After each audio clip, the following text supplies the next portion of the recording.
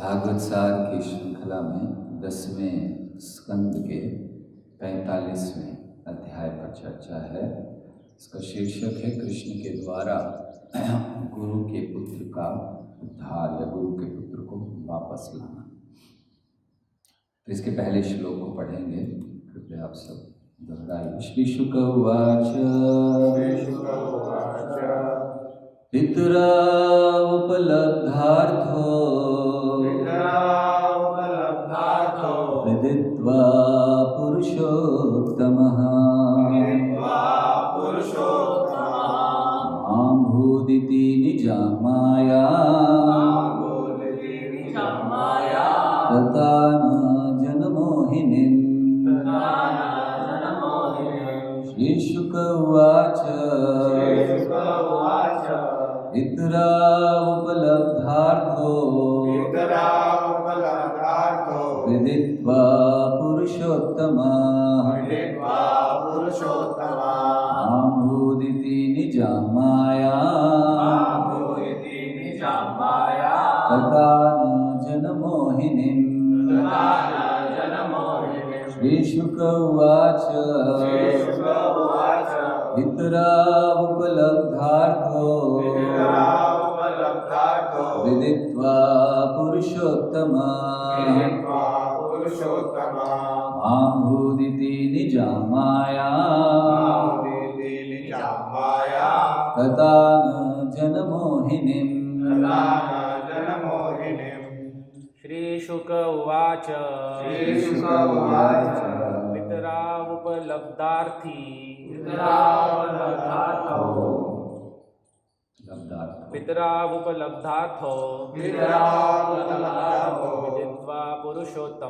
विदित्वा पुरुषोत्तमः भुदीति निजां माया तताञ्जनमोहिनीम्।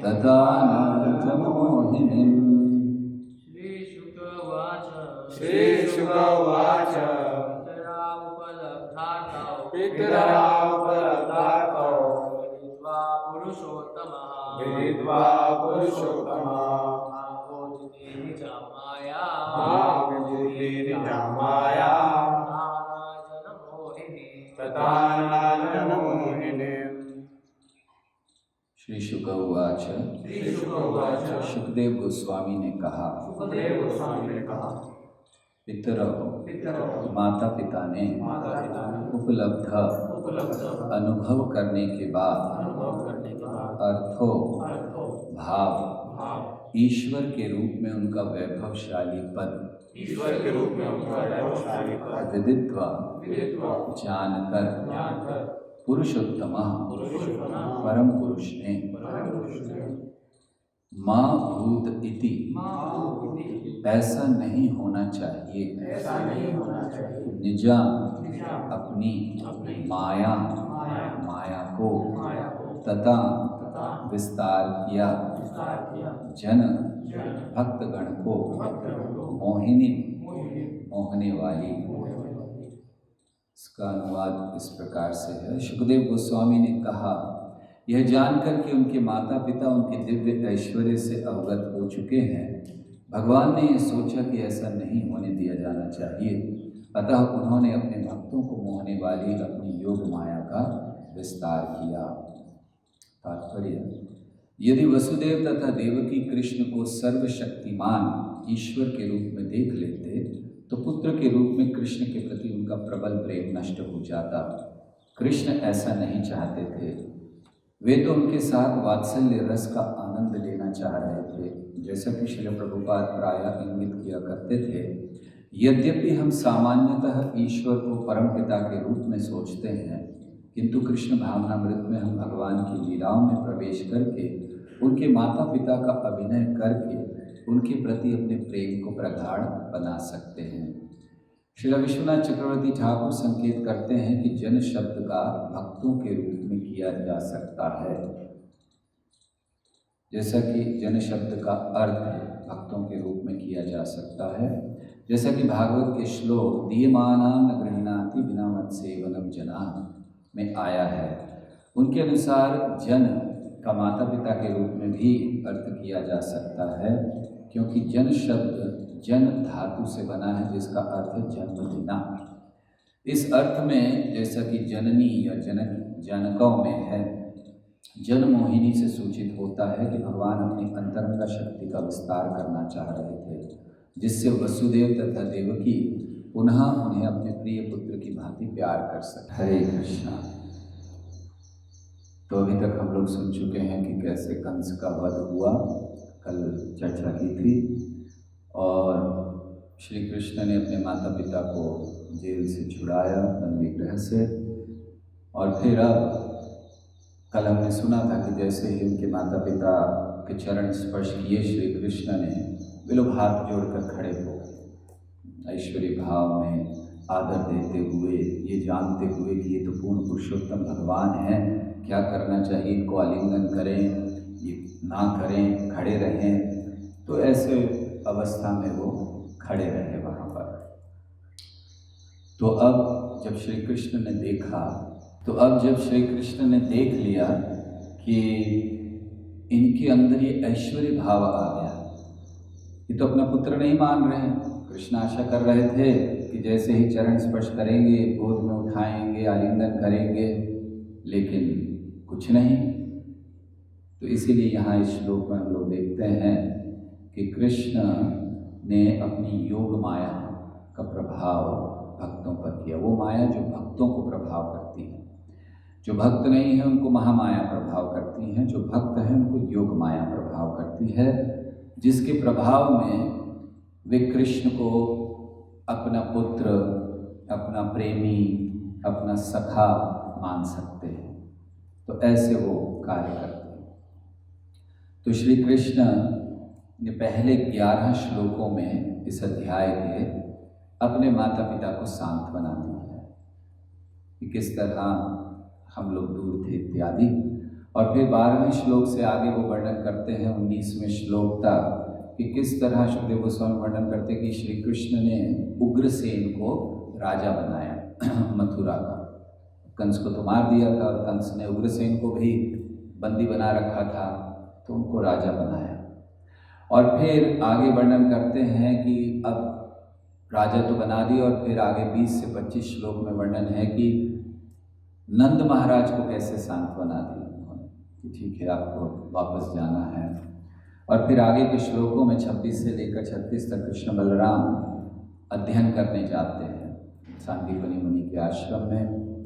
और फिर वर्णन है कि कैसे 37वें श्लोक से 46वें श्लोक तक वो अपने गुरु को गुरु दक्षिणा देते हैं, जो गुरु दक्षिणा उनके गुरु ने मांगी।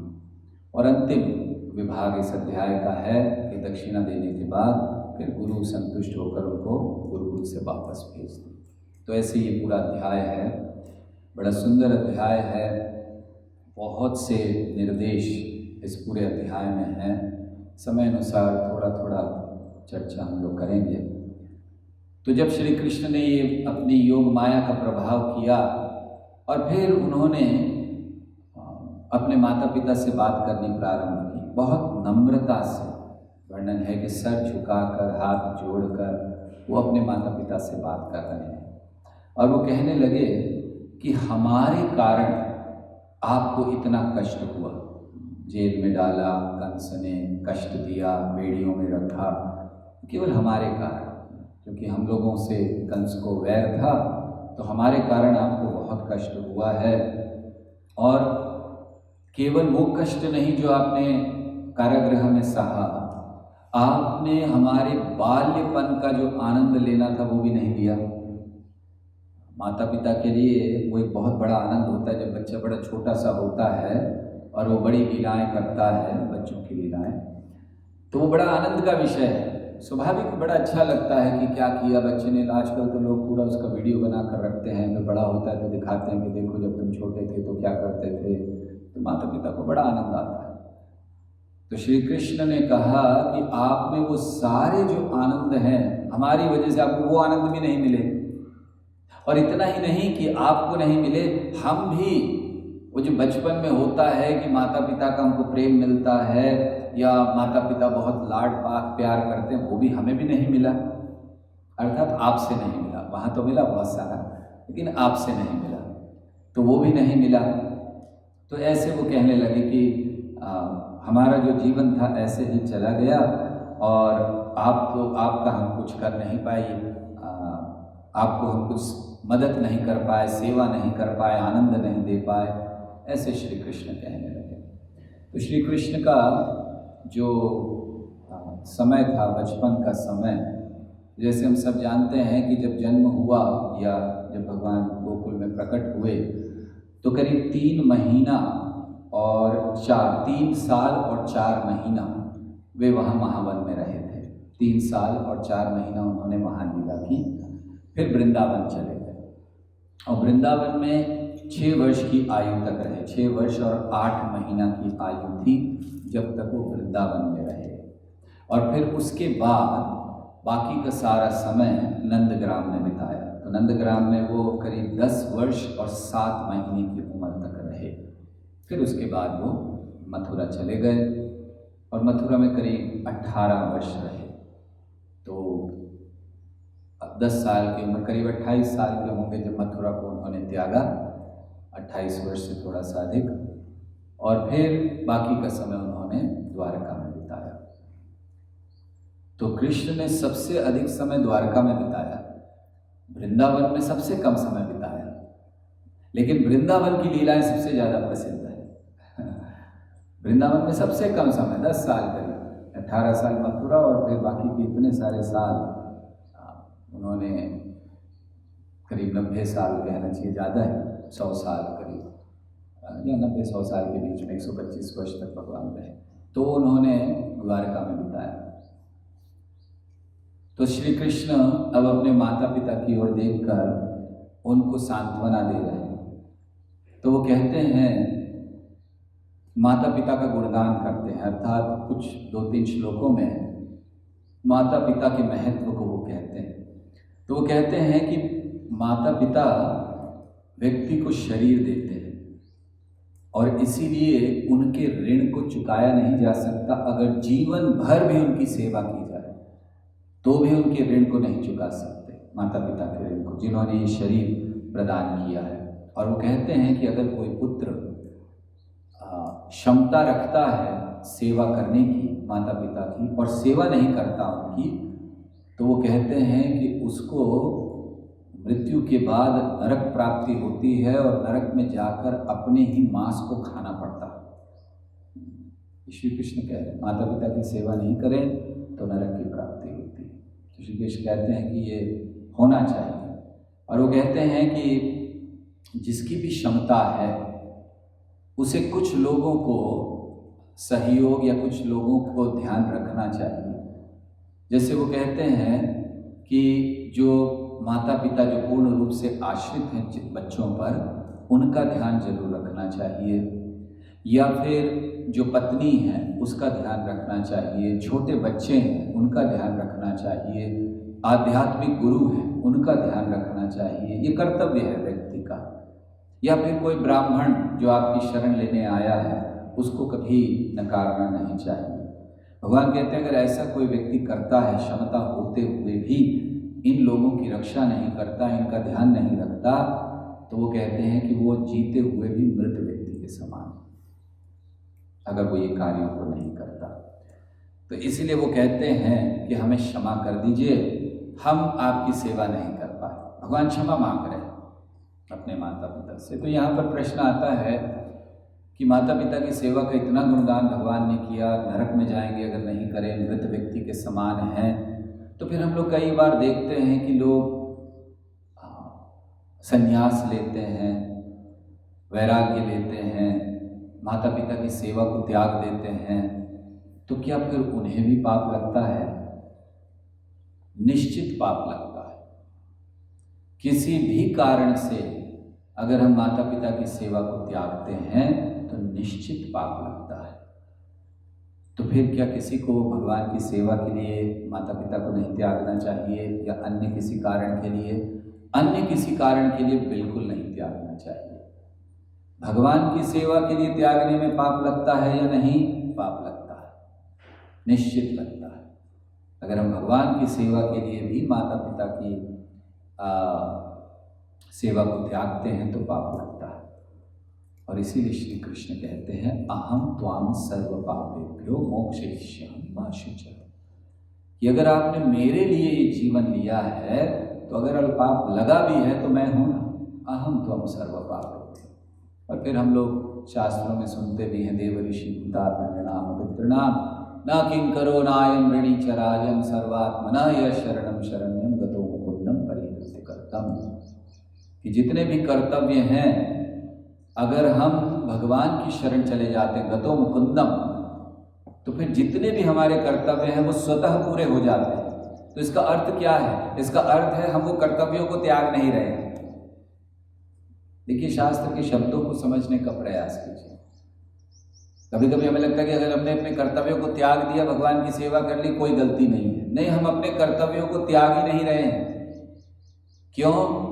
गतो मुकुंदम परिहृत्य कर्तम, जब आप मुकुंद की शरण चले जाते हैं तो आपके सारे कर्तव्य पूरे हो गए, आपने त्यागा नहीं अपने कर्तव्य को। और अगर दूसरी दृष्टि से माना जाए कि आपको पाप लगेगा तो कृष्ण कहते हैं अहम त्वाम सर्व पापेभ्यो। तो इसीलिए यहाँ जो भगवान गुणगान कर रहे हैं कि हमें माता पिता की सेवा करनी चाहिए, ये तब तक जरूर करनी चाहिए जब तक हम श्री कृष्ण की पूर्ण शरण ना चले जाएं। और श्री कृष्ण की पूर्ण शरण जाकर भी हमें माता पिता के लिए सदैव प्रार्थना करनी चाहिए उनके उद्धार के लिए। तो ऐसा नहीं है कि हम भक्त हो जाएं तो फिर हमारा माता पिता से कुछ लेना देना नहीं। हाँ, एक वैरागी पुरुष संपर्क बहुत कम रखता है परिवार से, लेकिन ऐसा नहीं है कि उनके लिए प्रार्थना नहीं करता या उनके लिए अच्छे भाव नहीं है उसके हृदय में। तो ये तो जरूर रहना चाहिए। थोड़ा अंदर बोल कर आइए, हर बार क्लास में क्यों कहना पड़ता है। तो ये जो इस तरह से जब हम लोग जीवन समर्पण करते हैं तो हमारे कर्तव्य पूरे हो चुके हैं, चाहे वो देवताओं के प्रति हो, ऋषि मुनियों के प्रति हो, जनसाधारण के प्रति हो, माता पिता के प्रति हो, पितरों के प्रति हो, सारे कर्तव्य पूरे हो चुके हैं, ऐसा हमें मानना चाहिए। तो ऐसे यहाँ पर भगवान ये कह रहे हैं कि ऐसे कर्तव्यों को हमें करना चाहिए। तो श्री कृष्ण ने अब योग माया में डाल दिया था भक्तों ने अपने माता पिता को, और इसीलिए वो ऐसे कह रहे थे तो माता पिता उसको स्वीकार कर रहे थे। हाँ ठीक है, तो बता रहे थे कि अगर कोई पुत्र नहीं कर पाया और हमें क्षमा कर दीजिए, उन्होंने क्षमा मांगी कि हमें क्षमा कर दीजिए। तो अब योग माया के प्रभाव से उन्होंने तुरंत कृष्ण बलराम को अपनी गोद में ले लिया और बड़े प्रेम से उनका आलिंगन करने लगे, जो एक माता पिता को करना चाहिए। जय श्री स्वामी राज दयानिताय की जय। तो कृष्ण भक्तों को योग माया में क्यों डालते हैं? अरे अच्छा भला आपको भगवान मान रहे थे तो क्या ज़रूरत थी वो भाव हटा देने की। हम लोग देखते कई स्थान पर, यशोदा के भी ब्रज में हम लोग देखते हैं, यशोदा जब उसने विश्व रूप देखा तो यशोदा को भी लगा ले रही है, तो भगवान फिर हटा दिया। भगवान ने नहीं, ये तो मेरा बच्चा है। तो क्यों भगवान ऐसा करते हैं? उसका कारण है कि श्री कृष्ण अपने आप को भगवान कहलाना ही नहीं चाहते। केवल श्री कृष्ण हैं जो अपने आप को भगवान नहीं कहलाना चाहते, बाकी सब अपने आप को भगवान कहलाना चाहते हैं। देवता, इंद्र इत्यादि जो देख चुके गोवर्धन लीला में, अपने आप को भगवान, अरे मेरे से आगे कैसे निकल गए। तो देवता तक इस भाव में आ जाते हैं कि हम अपने आप को भगवान कहलाना चाहते हैं। बड़े बड़े तपस्वी इस भाव में आ जाते हैं। विश्वामित्र मुनि का उदाहरण है, मैं भेज सकता हूँ, मैं इसको स्वर्ग में भेजूंगा, कोई नियम नहीं है। तो बड़े बड़े ऋषि मुनि इस भाव में हैं, देवता इस भाव में हैं। तो इसीलिए कृष्ण इस भाव को पसंद नहीं करते, वो खुद भी नहीं चाहते हैं भगवान कहलाना। हालांकि वो हैं, इसलिए लोग कहते हैं, वो क्या कर सकते हैं, लेकिन वो कहलाना नहीं चाहते। तो हमें कृष्ण के पद चिन्हों पर चलते हुए भक्तों को भी ये सोचना चाहिए, जानना चाहिए कि कोई आवश्यक नहीं है अपने आप को भगवान कहलाने की भावना को बढ़ाने का, उसको समाप्त करना चाहिए। कृष्ण के सच्चे अनुयायी बनना चाहिए, जिसके द्वारा हम लोग भगवान के धाम वापस जा सकें, भगवान को आनंद दे सकें, भक्ति कर सकें। और जब हम लोग भक्ति करते हैं तो भक्ति क्यों की जा रही है, क्यों कहा जाता है कि भक्ति कृष्ण की प्रसन्नता के लिए करना चाहिए? क्योंकि भक्ति करने से हम भगवान के धाम वापस जा रहे हैं, कृष्ण को प्रसन्नता हो रही है, कृष्ण चाहते हैं हम सब जाएं, और इसीलिए कृष्ण इंतजार कर रहे हैं कब कब ये जीव मेरी ओर मुड़ेगी। और हमारे वापस जाने में दो चीजें बहुत बड़ी बाधा हैं हमारे भगवान के धाम वापस जाने में। इन दो चीजों को भक्त को बहुत संभालना चाहिए। पहला है असत्संग। हम जब भगवान की तरफ जाने का प्रयास कर रहे हैं, असत्संग हमें पथभ्रष्ट करता है। ये असत्संग व्यक्ति का हो सकता है या हमारे मन का भी। तो असत्संग से बहुत बचना चाहिए। कई उदाहरण हैं के कारण व्यक्ति का भक्ति में पतन हुआ, जैसे अजामिल का उदाहरण। असत्संग उसने देख लिया तो असत्संग था। यह कहना चाहिए कि भरत महाराज आसक्त हो गए किससे? हिरण के बच्चे से। असत्संग। असत्संग उसे कहते हैं ऐसा हर संग जो आपको कृष्ण भक्ति से अलग ले जाए, ऐसा हर संग जो आपकी आसक्ति कृष्ण के अलावा किसी और चीज में बढ़ाए, वो असत्संग है। तो भरत महाराज ने जो किया वो असत्संग था, जिसके परिणाम स्वरूप उनका पतन हुआ, इतनी ऊंची अवस्था पर होते हुए भी। यमुनाचार्य की कथा है। यमुनाचार्य इतने महान आचार्य जो आगे चलकर बने, लेकिन बहुत अच्छे भक्त थे, मगर असत्संग, अपने राजा के रूप में कई ऐसे असत्संगियों का संग किया, भक्ति को भूल गए। फिर बाद में प्रयास करके उनको फिर से लाया गया। तो ऐसे कई उदाहरण हैं। इसीलिए पहली चीज ये हमें जानना चाहिए कि भगवान के धाम जाने में सबसे बड़ी बाधा है असत्संग, और दूसरा है वैष्णव अपराध। ये दोनों बहुत खतरनाक है। वैष्णव अपराध, महाराज चित्रकेतु ने शिव जी के प्रति अपराध कर दिया, पतन हो गया। वैसे एक दृष्टि से देखा जाए तो पतन नहीं था, क्योंकि चेतना उनकी कृष्ण में बनी थी, लेकिन बाहरी दृष्टि से असुर का शरीर लेना पड़ा, वृत्रासुर। तो इसीलिए, और ऐसे कई उदाहरण हैं अपराध। शिव जी के प्रति दक्ष ने अपराध किया तो कैसे उसका सर कट गया, बाद में उसको बकरे का सर लगाना पड़ा, इत्यादि। ऐसे बहुत से उदाहरण शास्त्रों में हैं। तो ये जो दो चीज़ें हैं, इससे भक्तों को बहुत बचना चाहिए कृष्ण की ओर जाने। तो ये जो दो बड़ी महत्वपूर्ण चीज़ें हैं, क्योंकि जब हम असत्संग करते हैं, वैष्णव अपराध करते हैं, तो हृदय में भौतिक इच्छाएं बढ़ जाती हैं दोनों से।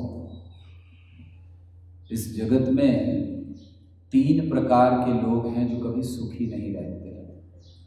पहले वो जिन्होंने हृदय में बहुत कामनाओं को बढ़ा रखा है, जो हमेशा इस जगत से कुछ चाहते हैं, वो कभी सुखी नहीं रहेंगे। क्यों सुखी नहीं रहेंगे? क्योंकि हमेशा उनको किसी न किसी चीज़ की कामना रहेगी। ये प्राप्त हो जाए, वो प्राप्त हो, वो मिल गया तो वो मिल जाए, धन मिल गया तो और मिल जाए। तो जिन्होंने इस जगत में कामनाओं को वास दे रखा है अपने हृदय में, वो कभी सुखी नहीं रह सकते। दूसरे प्रकार के लोग जो इस केवल एक छोटे से भोग को नहीं, जो सारे ब्रह्मांड को नियंत्रित करना चाहते हैं, ऐसे योगी, वे कभी सुखी नहीं रहते। जो सिद्धियों को प्राप्त करना चाहते हैं, ये अष्ट सिद्धियां मिल जाएं तो हम फिर यहीं बैठे बैठे जो चाहे कर सकें, किसी के मन को नियंत्रण कर सकें, किसी के जीवन को नियंत्रण कर सकें, ऐसे योगी भी कभी प्रसन्न नहीं रहते। और तीसरे प्रकार के लोग जो मुक्ति की कामना करते हैं, वो भी कभी प्रसन्न नहीं रहते इस जगत में। क्यों नहीं रहते? अरे मुक्ति की कामना तो बड़ी अच्छी बात है, इस जगत के परे जाना। नहीं, वो कभी प्रसन्न नहीं रहेंगे। और ऐसे कई धर्म हैं जिनमें भगवान की सेवा को महत्व नहीं दिया जाता, मुक्ति को महत्व दिया जाता है। वो ऐसे कार्य करते हैं, ऐसी कड़ी तपस्या करते हैं जिससे हम मुक्ति को प्राप्त कर लें, सेवा को नहीं। वो कभी सुखी नहीं रह सकते। भागवत कहता है उन्हें वापस आना पड़ता है, क्योंकि सुख नहीं है। तो जो मुक्ति की भी कामना करते हैं वो कभी सुखी नहीं है। जो भोगों की कामना कर रहे हैं वो सुखी नहीं है, जिन्होंने सिद्धियों की कामना कर ली वो सुखी नहीं है। लेकिन जो भगवान का भक्त बड़ा सरल जीवन जी रहा है, कोई उसके पास सिद्धि नहीं है, कोई उसके पास बहुत भौतिक ऐश्वर्य नहीं है, लेकिन अगर भगवान की सेवा में लगा है तो वो सुखी है, और आज नहीं तो कल वो पूर्ण सुखी होगा। लेकिन ये तीनों लोग ना आज सुखी होंगे ना कल सुखी होंगे।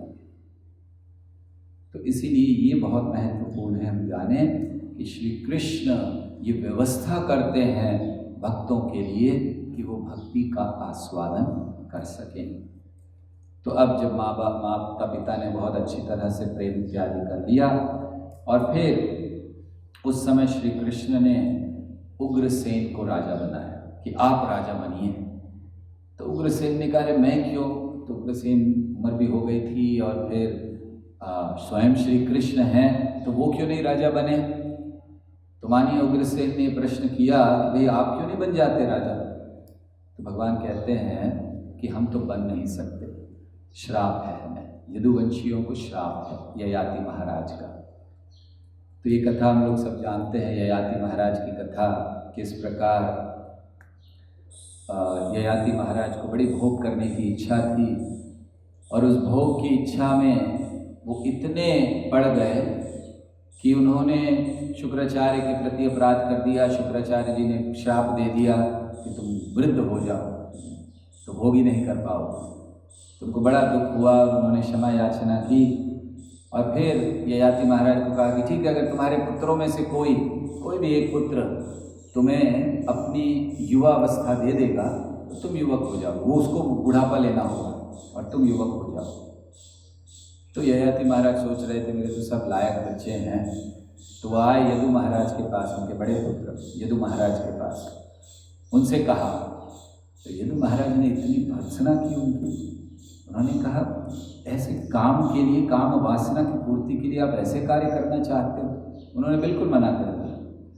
तो क्योंकि काम वासना इतनी तीव्र थी उनके हृदय में, वो भोग करना चाहते थे, उन्होंने श्राप दे दिया कि तुम्हारे कोई वंशज इस राजगद्दी पर नहीं बैठेंगे। फिर अपने छोटे बेटे कहा, उसने तुरंत दे दिया, तो उसके वंशज बैठे। तो उसको याद करते हुए श्री कृष्ण कह रहे हैं कि हमें तो श्राप है ययाति महाराज का, हम तो बैठ नहीं सकते, यदुवंशी हैं हम लोग, तो इसीलिए आप बैठिए। वैसे देखा जाए तो एक दृष्टि से उग्रसेन भी यदुवंशी है, लेकिन कृष्ण के कहने पर बैठ रहे हैं, कृष्ण की आज्ञा पर। ठीक है, भगवान ने कहा तो सब कुछ, सारे नियम हो जाते हैं। भगवान नम्रता दिखा रहे थे कि हमें श्राप चाहते तो बैठ सकते थे।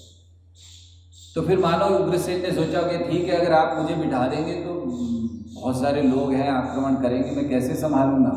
तो श्री कृष्ण ने कहा आप चिंता नहीं कीजिए, हम लोग हैं ना, हम कहीं नहीं जा रहे हैं, हम आपके सेवक के रूप में रहेंगे, हम आपकी सेवा करेंगे, और जब तक हम हैं तो आप ये जान लीजिए कि जितने बड़े बड़े देवता हैं वो भी आकर आपको प्रणाम करेंगे, फिर साधारण राजाओं का तो कहना ही क्या। अर्थात अब चिंता मत कीजिए, राज्य कीजिए। तो उग्रसेन ने स्वीकार किया, और फिर उग्रसेन राज्य जब उनका राजा बना दिया उनको, तो उस समय जितने भी यदुवंशी भाग गए थे इधर उधर कंस के भय से, उन सबको बुलाया, आप सब आइए, चिंता नहीं कीजिए, अब कुछ नहीं होगा, कंस नहीं है। तो सब आ गए जो अलग अलग थे, सारा भय निकल गया। और फिर अब श्री कृष्ण नंद महाराज के पास गए, काफी समय बीत गया था। नंद महाराज के पास गए, नंद महाराज इंतजार कर रहे थे कि चलो इसको कुछ थोड़े काम करने दो, फिर हमारे साथ चलेगा वापस, इसलिए बैठे थे, ठीक है राजा बना दिया, ये कर दिया। लेकिन अब आकर उन्होंने कहा कि आपने और यशोदा ने बहुत हमारी सेवा की, हमें बड़ा प्रेम दिया, हालांकि हम आपके पुत्र नहीं हैं, फिर भी आपने, अब तो पता चल गया था पुत्र नहीं है, अब तो सब जगह हो गया था कि देवकी वसुदेव के पुत्र हैं ये। तो उन्होंने कहा कि आपने जो प्रेम दिया, ऐसा प्रेम ये कि जो ऐसे बच्चे थे जिनको फेंक दिया गया था, छोड़ दिया था जिनके माता पिता ने, एक दृष्टि से वसुदेव जी छोड़ आए थे, तो जिनको छोड़ दिया गया था उनकी आपने इतना प्रेम दिया उनको, तो हम बहुत आभारी हैं आपके। ऐसा नंद महाराज को कहते हैं कि हम बड़े आभारी हैं, आपने ऐसा किया, और आपका जो प्रेम है उसको तो हम उसका कोई मूल्य हम चुका नहीं सकते। आपने हमारी इतना प्रेम दिया, अब आप लोग वापस जाइए। नंद महाराज को उन्होंने कहा आप जाइए, मैं थोड़े समय में आऊँगा। ये नहीं कहा कि अब मैं कभी आने वाला नहीं हूँ, बस आखिरी बार। तो उन्होंने कहा नहीं, आप चलिए, थोड़े समय में आए। तो नंद महाराज ने जब ये सुना, उन्होंने गले लगाया, आंखों में आंसू आ गए कि कृष्ण को छोड़कर जाना है। लेकिन नंद महाराज ने सोचा कि ठीक है, यहाँ राजकाज का कार्य होगा, थोड़ा सा करके फिर आ जाएगा। तो इसीलिए नंद महाराज और अन्य जितने भी गोपगण थे, फिर वो वहाँ से चले गए, वापस उनको भेज दिया। बहुत से उन्होंने उपहार दिए उनको, और फिर उनको भेज दिया। तो आचार्यगण समझाते हैं कि भगवान ऐसा क्यों करते हैं अपने भक्तों के साथ। बहुत सुंदर उदाहरण देते हैं कि जैसे सोने को जब अग्नि में रखा जाता है तो फिर सोना तप कर खरा हो जाता है, या वो अपनी महत्व को बढ़ा लेता है।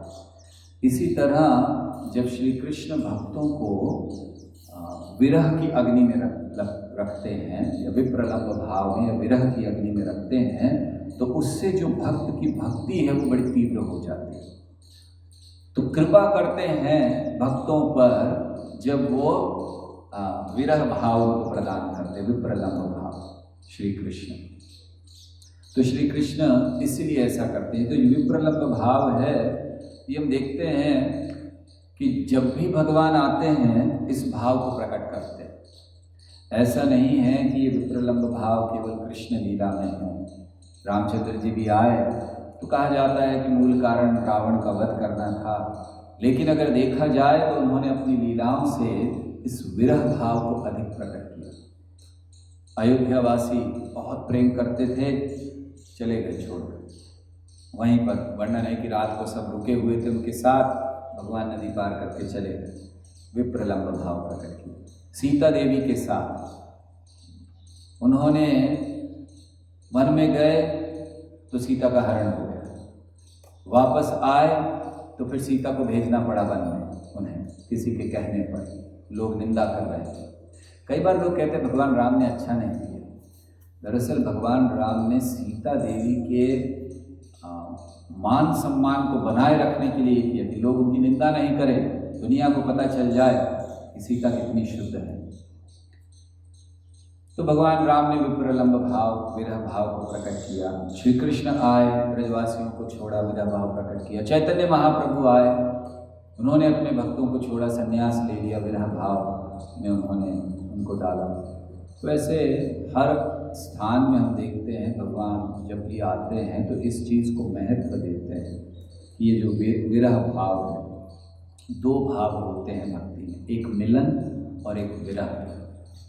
मिलन का भाव जब कृष्ण के निकट हो, विरह का भाव जब कृष्ण सामने ना हो लेकिन उनकी जो स्मरण है वो उससे भी तीव्र हो जो मिलन में था, उसको विरह भाव कहते हैं। तो ऐसे श्री कृष्ण ने नंद महाराज इत्यादि को भेज दिया वापस। और फिर अब वसुदेव जी ने व्यवस्था की। अभी तक तो श्री कृष्ण वहाँ रह रहे थे, कोई उनके संस्कार नहीं हुए थे, तो द्विज संस्कार, उनको द्विज बनाने का जो संस्कार होता है उसकी व्यवस्था की। ब्राह्मणों को बुलाया और बहुत दान दिया। विशेषतः उन्होंने गायों का दान दिया।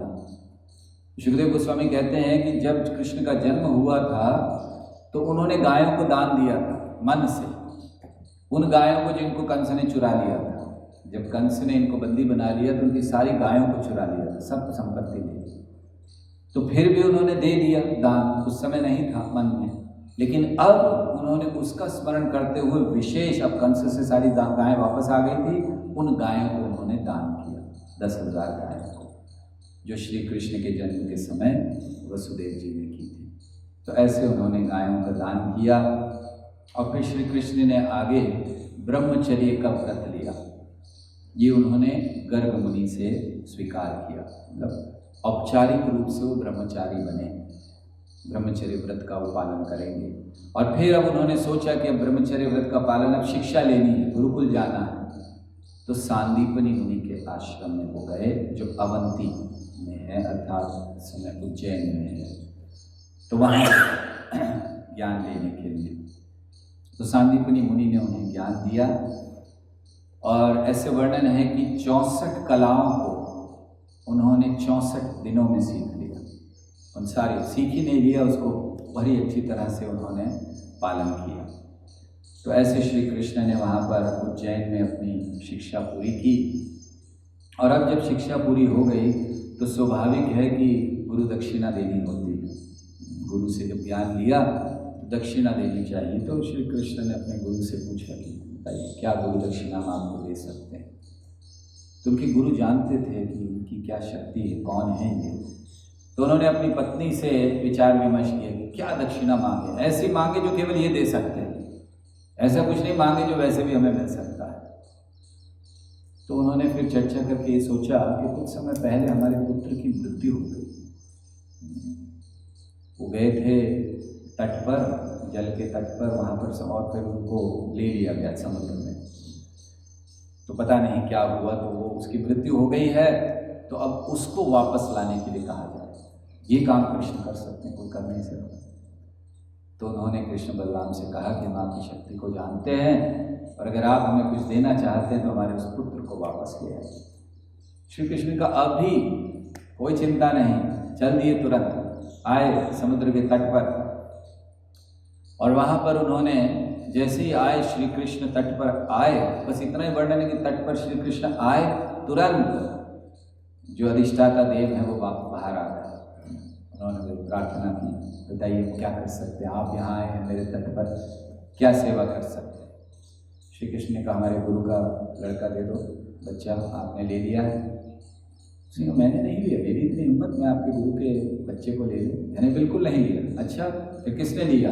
वो एक राक्षस है 5 जन, जो मेरे जल में ही रहता, बड़ा शक्तिशाली, मैं उसका कुछ नहीं कर सकता, उसने ले लिया, वो खा गया आपके गुरु के पुत्र को। अच्छा, तो श्री कृष्ण फिर प्रवेश कर गए जल में और नीचे जाकर उन्होंने, वहाँ पर एक राक्षस था, 5 जन दरअसल आचार्यगण समझाते हैं कि जैसे हिरण्याक्ष और हिरण्यकश्यप ये राक्षस हुए, लेकिन दरअसल भक्त हैं भगवान के भक्त। ऐसे ही 5 जन ये भक्त था, मगर एक असुर के रूप में भगवान की लीला में भाग लेने के लिए।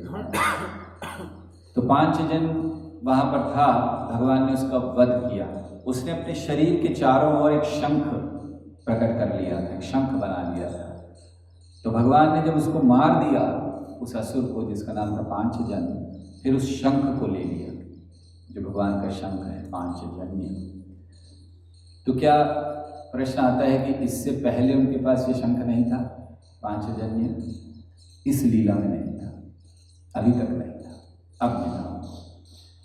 हाँ, लेकिन वैसे 5 जन्य ये जो उनका शंख है ये शाश्वत रूप से भगवान के साथ रहता है। तो भगवान के जितने भी शाश्वत आयुध हैं वो उनके साथ ही रहते हैं। कभी कभी लीला में अलग अलग समय पर प्रकट होते हैं। अच्छा, अब उनको ये मिला, अब उनको कौमुदकी मिली, अब उनको ये मिला। तो ऐसे ही 5 जन्य उनको अब मिला, तो उसको उन्होंने अपने पास रख लिया। भगवद गीता में हम लोग पढ़ते हैं 5 जन्य ऋषिकेशो देवदत्त धनंजय, भगवान ने अपना 5 जन्य शंख बजाया, तो वो शंख है भगवान का। तो भगवान ने उसको ले लिया, फिर देखा पुत्र कहाँ है, पुत्र नहीं मिला, अरे यहाँ भी नहीं है। तो फिर यम की नगरी में चल दिए भगवान कि वहाँ से लेकर आएंगे। तो भगवान पहुँचे यमराज के नगरी में, बाहर ही पहुँचकर उन्होंने शंख बजाया। और कहते हैं कि जैसे ही भगवान ने शंख बजाया तो जितने भी वहाँ पर नरक थे अलग अलग प्रकार के, उन सब शांत हो गए। जैसे वहाँ एक नरक है जिसमें जो पेड़ के पत्ते हैं वो शूल की तरह है, मतलब इतने जोर से चुभते हैं, वो सारे गिर गए। रौरव नाम का एक नरक है जिसमें रुरु नाम के बड़े भयंकर प्राणी जो कष्ट देते हैं, वो सब समाप्त हो गए, ठंडे हो गए, शांत हो गए। और जितने भी नरक के वासी थे उनको इतनी शीतलता अनुभव हुई भगवान के शंख बजाने मात्र से। और इतना ही नहीं, आचार्यगण समझाते शीतलता ही नहीं, जितने भी उस समय नरक में थे वो सब का उद्धार हो गया, वो सब भगवान के धाम वापस चले गए, नरक से खाली हो गया नरक। तो जब यमराज जी ने देखा तो वो तो बोले मेरे तो ड्यूटी पूरी गई, मेरा तो क्या हुआ ये। तो वो भाग कर आए, भगवान को प्रणाम किया, मेरी तो आपने नौकरी निकाल दी, क्या करें हम, जब नरक खाली हो जाएगा करेंगे क्या। तो उन्होंने पूछा क्या कर सकते हैं आपके लिए। बड़ा बहुत प्रसन्न हुए, यमराज जी भक्त हैं, बड़े प्रसन्न हुए कृष्ण को देखकर, उन्होंने प्रणाम किया, बताइए क्या कर सकते हैं आपके लिए। तो श्री कृष्ण ने कहा कि मेरे जो गुरु के पुत्र हैं अपने पूर्व किसी कर्म के कारण यहाँ पर आ गए हैं, आप उन्हें मुझे दे दीजिए। तो तुरंत यमराज अभी गए और लेकर आ गए, ये लीजिए, बस इतनी सी बात, और कहिए क्या करें। तो श्री कृष्ण ने कहा नहीं कुछ नहीं। फिर उसको लेकर वापस आए और अपने गुरु को उन्होंने दक्षिणा दी कि ये लीजिए आपका पुत्र, और अब बताइए और क्या दें। अभी इस पर रुके नहीं कि देखिए हमने इतना बड़ा काम कर दिया, फिर हाथ जोड़कर बोला अब बताइए और क्या करें, आप बताइए।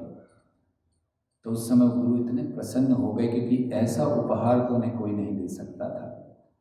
तो उन्होंने ये कहा कि मैं बहुत प्रसन्न हूँ, तुम्हारे जैसा शिष्य पाकर गुरु को और किस चीज़ की कामना रह जाएगी।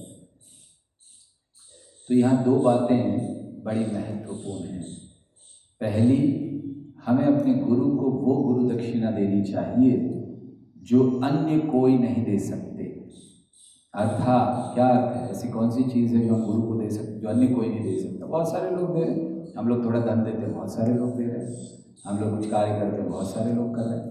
तो ऐसा क्या हम दे सकते हैं अपने गुरु को गुरु दक्षिणा के रूप में, ये जानते हुए कि उन्होंने हमें पूरा ज्ञान दिया है जो अन्य कोई नहीं दे सकता। हर व्यक्ति के अंदर भगवान ने एक विशेष गुण दिए, लक्षण दिए, विशेष गुण हर एक को दिया। उस विशेष गुण का उपयोग अपने गुरु के प्रसन्नता के लिए, गुरु के गुणगान के लिए करना चाहिए।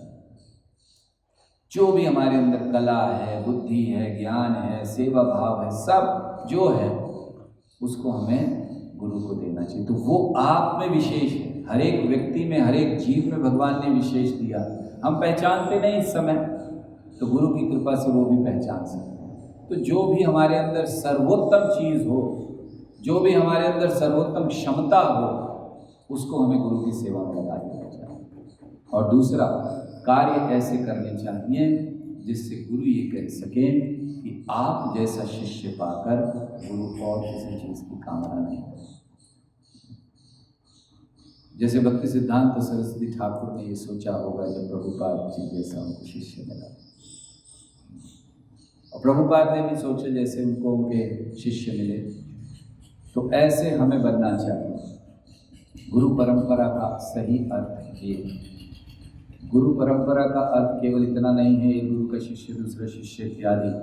गुरु परंपरा का अर्थ है कि हर शिष्य एक ऐसा शिष्य बने कि जिसपे अब हमारे अपने गुरु को गर्व हो, जिस पर उनके गुरु कह सकें कि ऐसा शिष्य पाकर अब और कुछ कामना नहीं। ये सही दृष्टि में गुरु परंपरा है। तो गुरु परंपरा बनाए रखना है तो ऐसे कार्य करने हैं जिससे गुरु का गुणगान हो। ऐसे कार्य ना करें जिससे गुरु के मान सम्मान पर कोई भी ठेस पहुँचे। तो ऐसे उन्होंने कहा और फिर उन्होंने बड़ी प्रसन्नता से कहा कि अब आपकी शिक्षा पूरी हुई है, आप अब वापस अपने स्थान पर जाइए। तो गुरु से अनुमति लेकर कृष्ण और बलराम दोनों वापस मथुरा आए। जैसे ही उन्होंने मथुरा में प्रवेश किया, वर्णन किया गया कि इतने प्रसन्न हो गए मथुरावासी कि ऐसा मानो कि किसी का बहुत बड़ा धन खो गया हो, वो वापस उन्हें मिल गया। तो ऐसे मथुरावासियों ने कृष्ण का स्वागत किया वापस। और फिर अब कुछ और 2-3 अध्यायों में, कुछ अध्यायों में हम लोग मथुरा की लीला को पढ़ेंगे, इससे पहले कि कृष्ण द्वारका में प्रवेश करें। हरे कृष्णा कृष्ण कृष्णा हरे हरे, हरे राम राम राम हरे हरे। इससे पहले कि प्रश्नोत्तर प्रारंभ हो, एक छोटी सी सूचना है।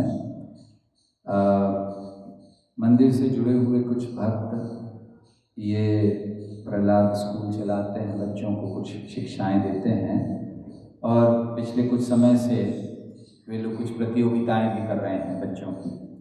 अब तो घर में बैठे हैं, किसी ना किसी तरह कर रहे हैं। तो पिछले हफ्ते में जो प्रतियोगिताएं हुई थी उनमें जो बच्चे जीते हैं उनके नाम यहाँ पर हम बता रहे हैं। तो ये अब आने वाले हफ्ते में भी जो प्रतियोगिताएं होंगी उनमें जो बच्चे जीतेंगे उनके नाम अगले रविवार को अनाउंस किए जाएंगे और उनको गिफ्ट्स भी दिए जाएंगे, प्राइजेस। और वो यहाँ से हम लोग ऐसे भेज देंगे, आप लोग ले लीजिएगा। तो पहला है कि श्लोका रेसिटेशन में, श्लोका पढ़ने में आप लोग जहाँ भी हैं सुन रहे हैं तो बच्चों का उत्साह बढ़ाने के लिए जोर से हरि बोल जरूर बोलिएगा। तो श्लोका रेसिटेशन में प्रथम स्थान प्राप्त किया है यशिका। यशिका क्या नाम है उसका? याशिका। ठीक है, आप लोगों ने हरि बोल नहीं कहा, जो घर में बैठे उन लोगों ने नहीं कहा, प्लीज़ बोलिए। और दूसरा, रामायण और महाभारत की क्विज की गई थी, क्विज प्रतियोगिता। तो उसमें जो प्रथम आई हैं वो हैं आलिशा। हरि बोल।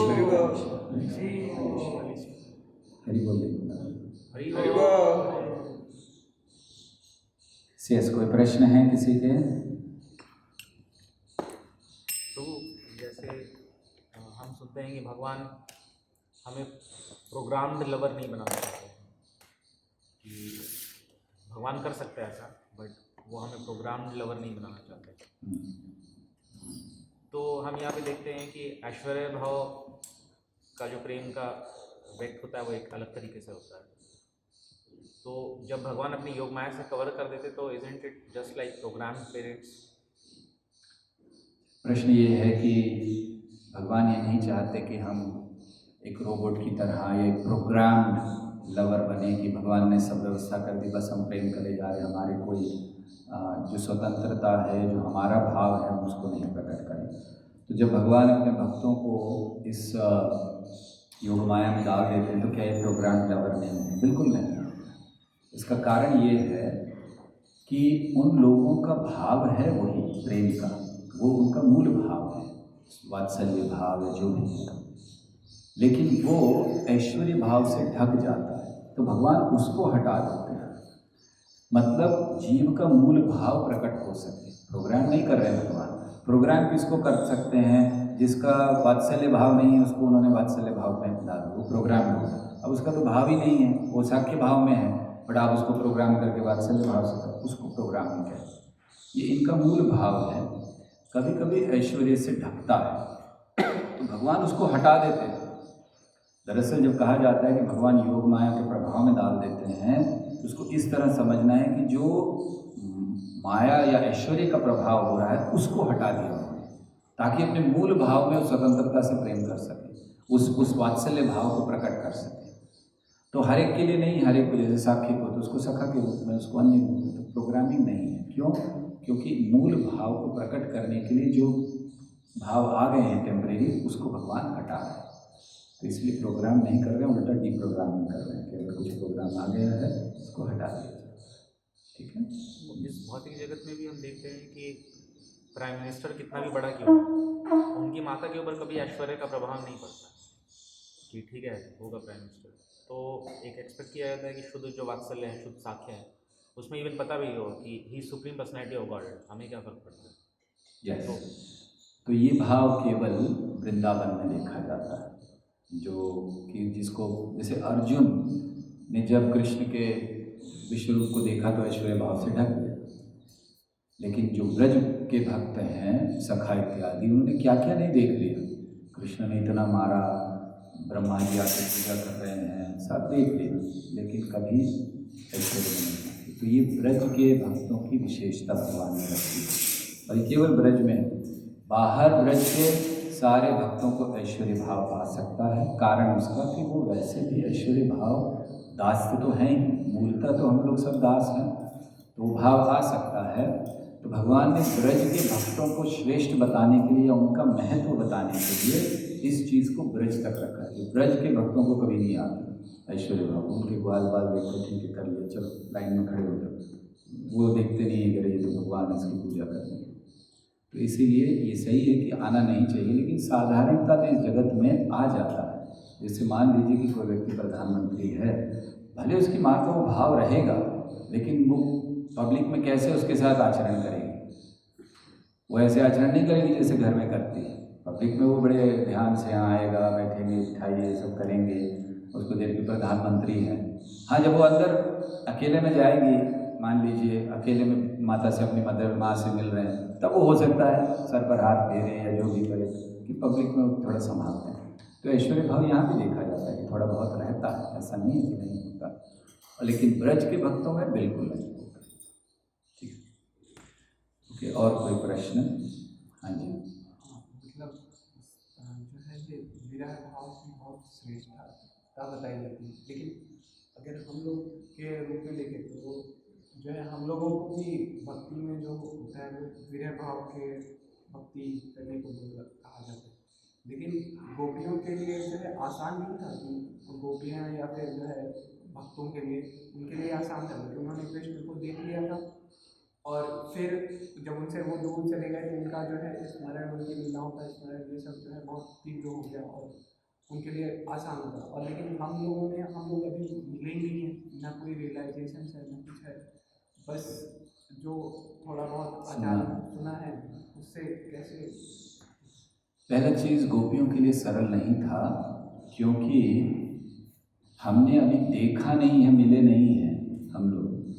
वो तो मिल चुकी थी, जो कृष्ण के साथ रह चुके थे, कृष्ण की लीलाओं का आस्वादन कर सकते थे, कर चुके थे, उनके लिए कितना कठिन होगा कृष्ण को छोड़ना। तो ऐसा नहीं कि उनके लिए सरल था विरह भाव, उनके लिए तो बहुत ज़्यादा कठिन था। हमारे लिए सरल है, कृष्ण के विरह लाना हमारे लिए सरल है, क्योंकि हमने तो देखा ही नहीं, कृष्ण के साथ आनंद नहीं लिया, वो तो आनंद ले चुकी, तो फिर कृष्ण का जाना हृदय को तोड़ता है। दूसरी बात आपकी कि हमने देखा नहीं है तो कैसे वो विरह भाव है, ये स्वाभाविक है कि हमने आदान प्रदान, जिससे जैसे आप मान लीजिए किसी मित्र से आदान प्रदान करते हो, उसके साथ 4 साल 5 साल 6 साल रहते, फिर वो जब जा रहा है तो स्वाभाविक है आपको विरह का भाव लगता है, या ऐसा लगता है कि वो चला जाए। कृष्ण के साथ हम रहे नहीं तो कैसे विरह का भाव है। इसीलिए प्रारंभ में ये विरह के भाव की प्रेरणा नहीं दी जाती।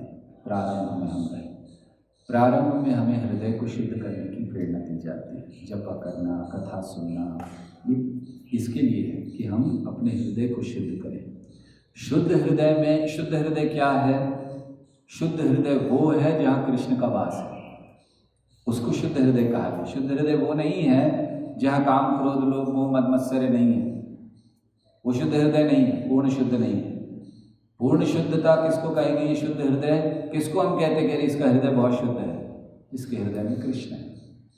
तो जब भक्ति के मार्ग के द्वारा हमारा हृदय शुद्ध हो जाएगा तो वो विरह भाव स्वतः प्रकट होगा।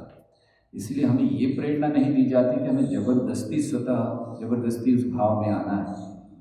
हे राधे ब्रजदेवी के चलनिते, हे नंद सुता, नहीं, वो आएगा समय तब ठीक है। तब तक जो मार्ग हमें दिया गया है उसका कड़ाई से पालन करना। फिर ये सब क्यों बताया जाता है? ज्ञान होना चाहिए कि हम कहाँ तक जाना चाहते हैं। जैसे अभी आप स्कूल कॉलेज में पढ़ते हो तो स्कूल कॉलेज में पढ़ते हुए पीएचडी का आपको कुछ लेना देना नहीं है। बच्चे तीसरी चौथी क्लास 5वीं क्लास 6वीं, उसको क्या पता पीएचडी का क्या है, लेकिन उसको फिर भी बताया जाता है कि भाई 10वीं पास करोगे, उसके बाद आप 12वीं करोगे, तो उसको ज्ञान रहता है, 7वीं 8वीं 9वीं का सब ज्ञान रहता है कि कहाँ तक जाना है। अभी उस तक पहुँचने के लिए क्या करना है, बहुत कड़ी मेहनत, क्या भाव होना, वो सब बात की बात है, लेकिन कम से कम ज्ञान होना चाहिए। इसलिए अभी हमारी अवस्था में हमें विरह भाव को कल्टीवेट करने का प्रयास नहीं करना है। हमें सिर्फ जिस समय गुरुदास बनना है, जैसा गुरु कहें उस भाव में हमें करना है। जब कहा, जैसे प्रभुपाद से पूछा कि जब उन्होंने ये नहीं कहा कि बस विरह भाव में आंखों में आंसू लाओ और कृष्ण का स्मरण करो तब सही है, उन्होंने केवल सुनो, क्योंकि हमारी अवस्था भी उतनी है। तो प्रारंभ की अवस्था में हमें केवल भक्ति के विधि विधानों का पालन करते हुए वैदिक भक्ति का पालन करना है। फिर जब वैदिक भक्ति करते हुए हम रागानुग भक्ति में जाएंगे और तब विरह भाव का अनुभव प्रारंभ होगा। ठीक है? हाँ जी प्रभु, हम इसी को शिक्षाष्टकम के प्रेयर से भी समझ सकते हैं क्या कि जो भजन क्रिया और अनर्था निवृत्ति के स्टेज में नाम कार्य बहुधा जैसा बताते हैं ना कि वो 8 स्टेज, राइट। तो इसलिए पहली स्टेज क्या चाहिए तो दर्पण मार्जन। तो हम सीधे नहीं जाते हैं कि युगायितम निमेषेन, तो हम जाते कहाँ हैं, पहले चेतो दर्पण मार्जनम, फिर उसके बाद अन्य अवस्थाओं को होते हुए धीरे धीरे फिर हम उस अवस्था तक पहुँचते। शिक्षाष्टकम से बहुत अच्छा उसको कनेक्ट कर सकते हैं। प्रश्न कहाँ?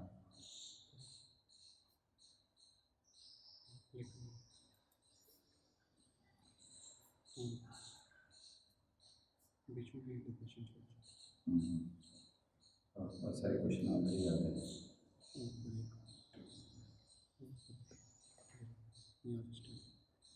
वृंदावन में सबसे कम समय क्यों दिलाया भगवान ने? अभी तो भगवान को पूछिए, हमें क्या पता। हम तो इतना बता सकते कितना समय बिताया, क्यों इतना कम समय बिताया, तो भगवान की इच्छा।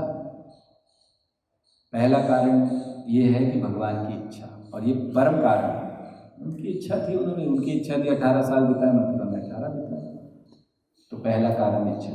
दूसरा कारण, ब्रज की लीलाएं इतनी मधुर हैं कि अगर कृष्ण थोड़ा समय और बिता लेते तो कंस को मारना भूल जाते। तो फिर उनको याद दिलाया गया कि बस बस बस अब ज़्यादा मत इन्वॉल्व हुए, नारद ने आके याद दिलाया। और एक कारण हो सकता है कि कृष्ण विरह की भक्ति को महत्व देने के लिए जितना उनका समय इस पृथ्वी पर है उसमें से अधिक समय उन्होंने विरह की भक्ति प्रदान की ब्रजवासियों को, मिलन की नहीं। तो ये भी एक कारण हो सकता है। ठीक है,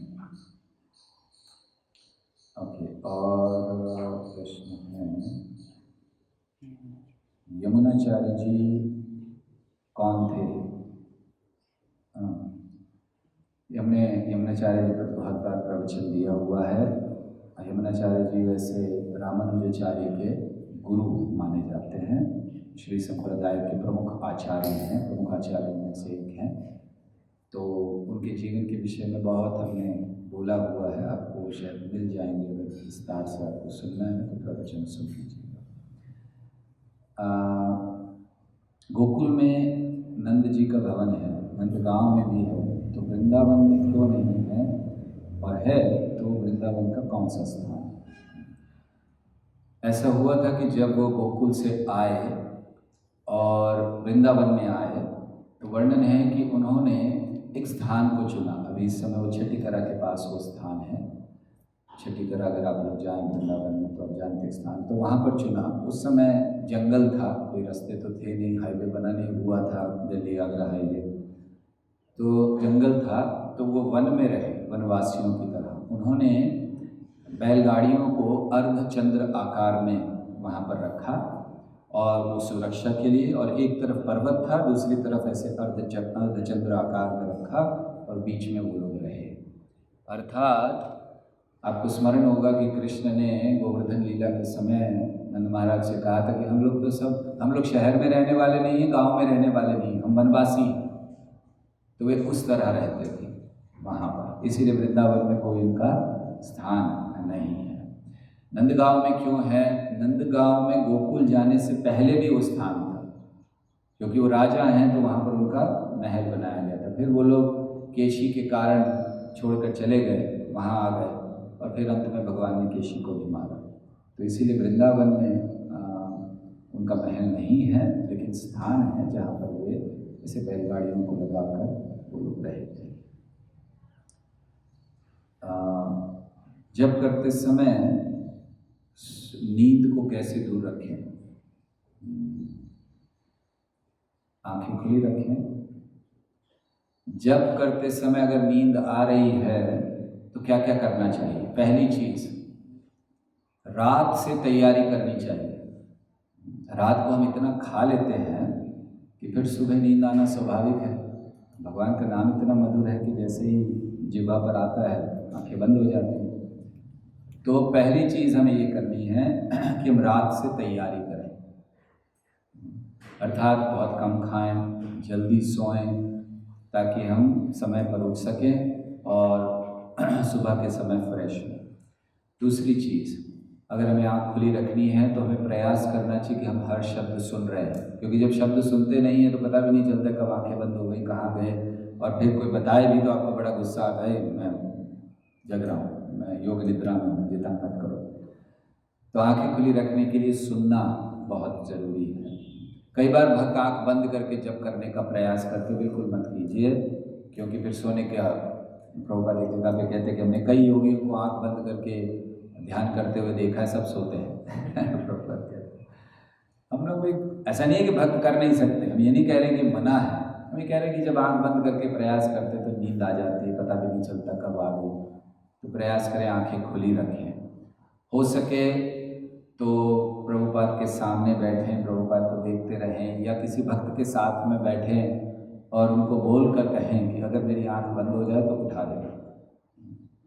हम लोग ऐसे कहते नहीं हैं, हम लोग सोचते रहे कि अब सोचेगा भक्त, नहीं, कुछ भी सोचने दीजिए, तो उनको बोल दीजिए कि अगर मैं बात सोच रहा हूँ तो मुझे उठा दीजिए। ऐसे धीरे धीरे आदत हमें डालनी चाहिए। सीधे बैठकर जब करने का प्रयास करना चाहिए, अगर बैठकर नींद आ रही है तो ज़्यादा से ज़्यादा खड़े होकर कर सकते हैं, लेकिन प्रयास संघर्ष हमें करना चाहिए। ठीक है। गतो मुकुंद, ये कौन सा श्लोक है? भागवतम में है, आप ढूंढ लीजिए। इसका प्रारंभ होता है देव ऋषि भूताप्त नृणाम पितृणाम न किंकरो नायं ऋणी च राजन् सर्वात्मनः यः शरणं शरण्यं गतो मुकुंदं परिहृत्य कर्ता। यही श्लोक है। कौन सा श्लोक है? यही श्लोक है, आप इसको ढूंढ सकते हैं। एक बेटी का क्या दायित्व है माता पिता के प्रति, क्या कर सकते हैं उनके लिए? भक्तों के रूप में जो कार्य एक बेटा कर सकता है वही एक बेटी कर सकती है। भगवान कहते हैं कि भक्ति सबके लिए है। तो अगर हम भक्त हो गए हैं तो हमें भक्तों के रूप में वही कार्य करना चाहिए जो एक पुत्र करता है। क्या पुत्र करता है कार्य? जब वो भक्ति करता है, माता पिता के लिए प्रार्थना करता है, अपने सारे भक्ति के फल उनको अर्पण करता है, उनसे भगवान से प्रार्थना करता है कि जैसे ध्रुव महाराज ने की कि मुझसे पहले मेरी माता को लेकर जाइए भगवान के धाम। तो ये पुत्री भी कर सकती हैं कि हम जो भक्ति कर रहे हैं उसका लाभ दें, भगवान से प्रार्थना करें कि हमारे जो माता पिता हैं वो मुक्त हो जाएं, उनको भक्ति प्रदान हो। जैसे प्रहलाद ने प्रार्थना की अपने पिता के लिए, तो वो पुत्री भी कर सकते हैं। तो जो भी कार्य पुत्र कर सकते भक्त के रूप में, वो पुत्री को भी करना चाहिए। देवकी और वसुदेव जी इतने बड़े भक्त थे कि भगवान उन्हें पुत्र रूप में प्राप्त हुए, तो फिर भी वे भगवान की बाल लीलाएं नहीं देख पाए और उन्हें बहुत कष्ट भी सहना पड़ा। ऐसा क्यों? हम भगवान की बाल लीलाएं नहीं देख पाए क्योंकि भगवान उनकी विरह को बढ़ा रहे थे। भगवान ने ब्रजवासियों की विरह को बढ़ाया ब्रज से यहाँ आकर, और जन्म लेकर यहाँ से वहाँ चले गए ताकि इनकी विरह को बढ़ा सके और इनमें वो तीव्रता उत्पन्न हो सके। तो बाहरी दृष्टि से अगर देखें तो हाँ, ये सच है, इतने बड़े भक्त होते हुए भी उनको कृष्ण का सानिध्य नहीं मिला, बाल लीलाएं नहीं देख पाए, तो उन्हें कष्ट सहना पड़ा। लेकिन अगर हम दूसरी दृष्टि से देखें, आप ये क्यों नहीं सोच रहे हैं कि यशोदा और नंद महाराज केवल 10 वर्ष तक कृष्ण की सेवा कर पाए, देवकी वसुदेव ने बाकी पूरा समय किया। कई ऐसी चीज़ें हैं जो हम कह सकते हैं। यशोदा और नंद महाराज ने कृष्ण के विवाह में भाग नहीं लिया, देवकी वसुदेव थे विवाह के समय जब श्री कृष्ण के विवाह हुए। तो आप इस तरफ को भी सोचिए कि श्री कृष्ण ने केवल 10 वर्ष उनको दूर रखा, लेकिन बाकी सारा समय उनके साथ रहे। दूसरी ओर नंद महाराज यशोदा को केवल 10 वर्ष का संग दिया और बाकी समय उनके साथ नहीं रहे। तो ये तो कृष्ण लीला है कि किसी भक्त को वो कुछ समय देते हैं, किसी भक्त को कुछ ज़्यादा, लेकिन ये दोनों तरफ से कभी भी गलत नहीं है। तो अब अगर हम ये बताएं तो आपको ये गलत लगेगा कि आप यशोदा और नंद के साथ गलत हो गया, इतने वर्ष उनके साथ रहे, उनके साथ केवल 10 वर्ष। आपको तो प्रश्न उल्टा होना चाहिए था। लेकिन ये जो दोनों चीज़ें भगवान ने की, ये केवल आनंद बढ़ाने के लिए, लीलाओं को पूर्ण करने के लिए, इसलिए हमें उनको लीला की दृष्टि से देखना चाहिए, एक भौतिक दृष्टि से नहीं।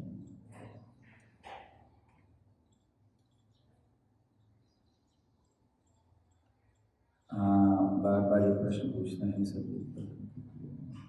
भगवान का महाप्रसाद, फिर से हम प्रसाद पर आ गए। भगवान का महाप्रसाद हम सारे भोजन में मिक्स नहीं करते तो हमें लगता है हम प्रसाद नहीं खा रहे हैं। क्या ये सही है?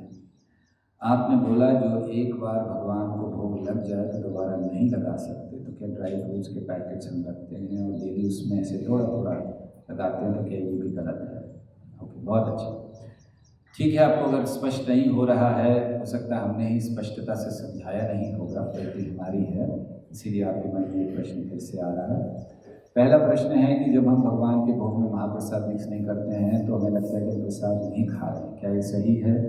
नहीं, ये सही नहीं है, क्योंकि ऐसा नहीं हो सकता कि आप जो भी बना रहे हो वो सारा का सारा भगवान को भोग लगाएं। किसी मंदिर में नहीं होता है, जगन्नाथपुरी को छोड़कर, तो हम देखते हैं कि भगवान की प्लेट में तो उतना ही जाता है, तो बाकी जो है क्या वो प्रसाद नहीं होगा, और हम लोग उसको मिक्स नहीं करें तो हमें लगता है प्रसाद नहीं है।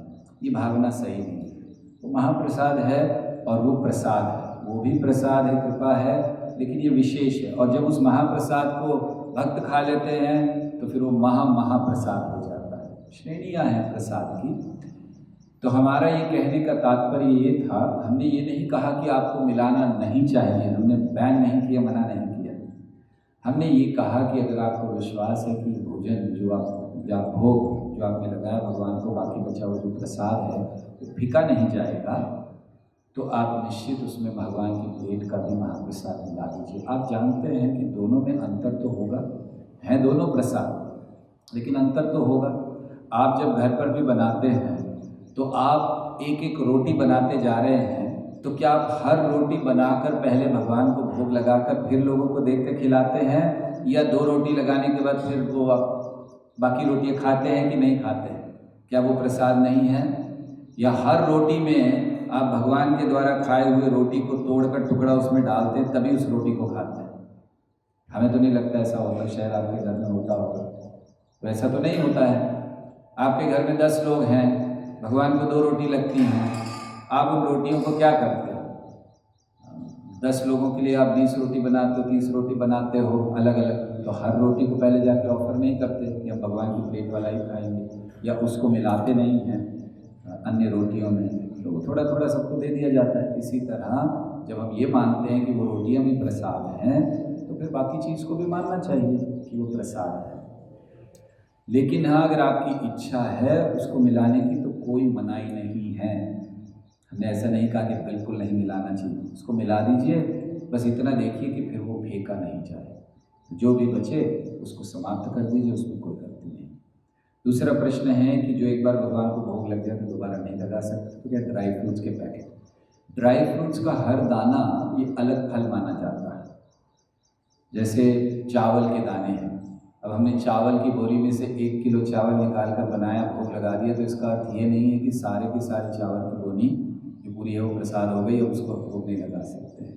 तो पहली चीज़, हर दाना वो अलग माना जाता है। दूसरी चीज़, कच्ची चीज़ और पके हुए में अंतर होता है। जितना भी चावल लेकर आप पका देंगे या जितने भी ड्राई फ्रूट्स लेकर आप कुछ उसका बना देंगे, फिर उसको नहीं लगा सकते दोबारा। जैसे आपने ड्राई फ्रूट्स लेकर एक बर्फ़ी बना दी और उसको एक बार लगा दी तो पक गई है, तो कृष्ण के लिए बनी है, अब दोबारा उसको नहीं भोग लगाना चाहिए, एक बार लग गया बस ठीक है।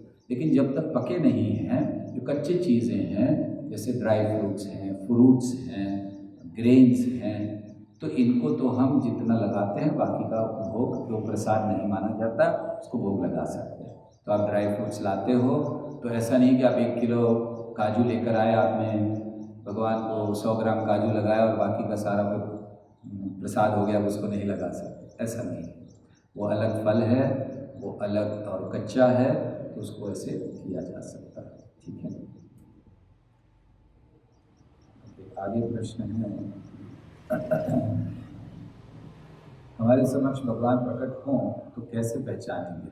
जब भगवान साक्षात इस धराधाम को थे आए, तब भी कितने लोग उन्हें भगवान के रूप में नहीं देख पाए, ऐसा क्यों?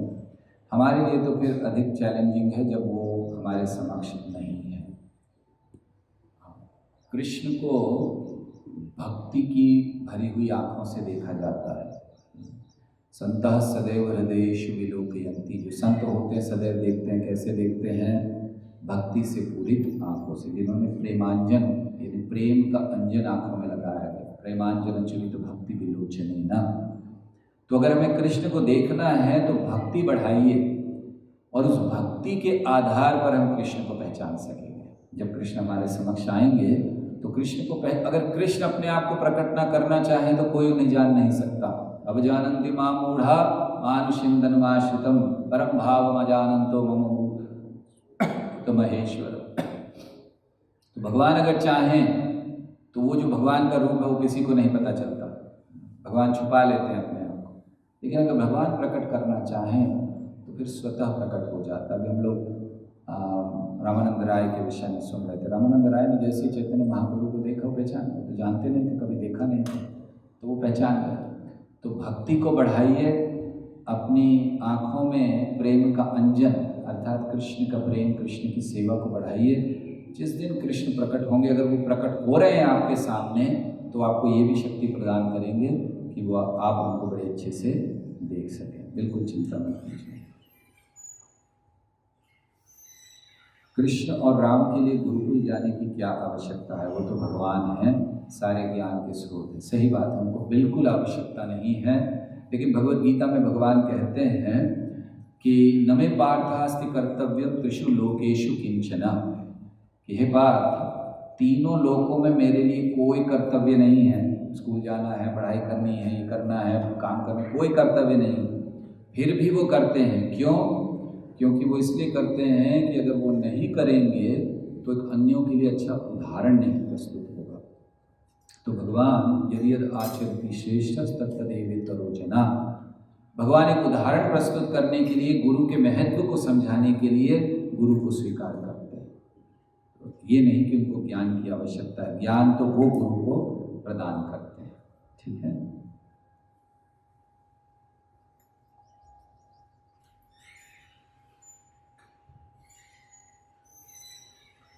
कौन सा श्लोक है? भक्तों के बारे में क्या कहना? मेरी भक्ति के लिए अपने निजजनों को त्याग देते हैं। श्लोक कौन सा है? निजजनों को नहीं, उस श्लोक को जो हमने कोट किया था वो ये श्लोक है कि विना मत सेवनम जना, जहाँ भगवान कपिल ये कहते हैं कि जब मैं मुक्ति प्रदान करता हूँ तो मेरे भक्त चारों प्रकार की मुक्तियों को त्याग देते हैं अगर उसमें सेवा नहीं होती। तो वो तीसरे स्कंद में ये श्लोक है जिसमें भगवान कपिल ये कहते हैं सारूप्य सारिष्टि सारोग्य सामीप्य एच दीयमानाम न गृह्णाति विना मत सेवनम जना। अगर मन से किसी वैष्णव के प्रति क्रोध या द्वेष आ जाए या उनके सिद्धांत समझ ना आए तो हम अपने रिलेटिव से उनको क्रिटिसाइज कर देते हैं, पर वैष्णव के सामने कोई प्रतिक्रिया ना करे तो भी अपराध हो जाएगा। हाँ जी, निश्चित अपराध है।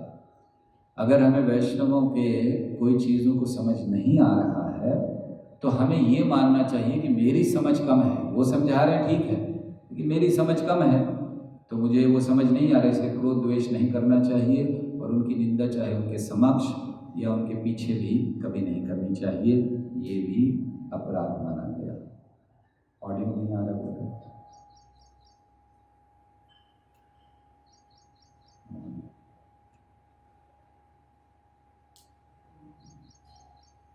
16 माला जप करने में ज़्यादा से ज़्यादा कितना समय लगना चाहिए?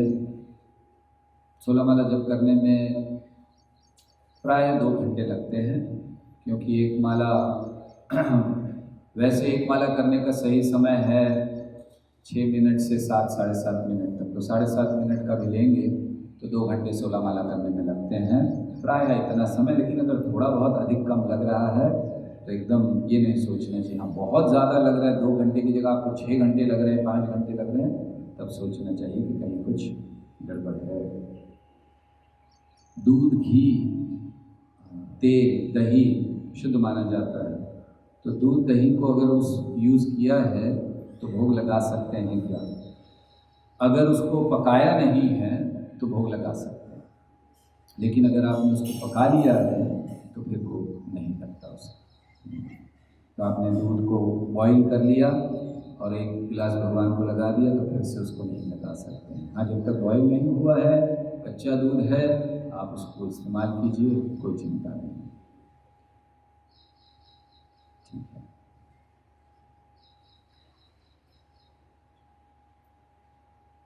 हरे कृष्ण कृष्ण कृष्ण हरे हरे, हरे राम राम राम हरे ग्रंथराज श्रीमद् भागवतम की जय, श्री प्रभुपाद की जय, निताई गौर प्रेमानंद की।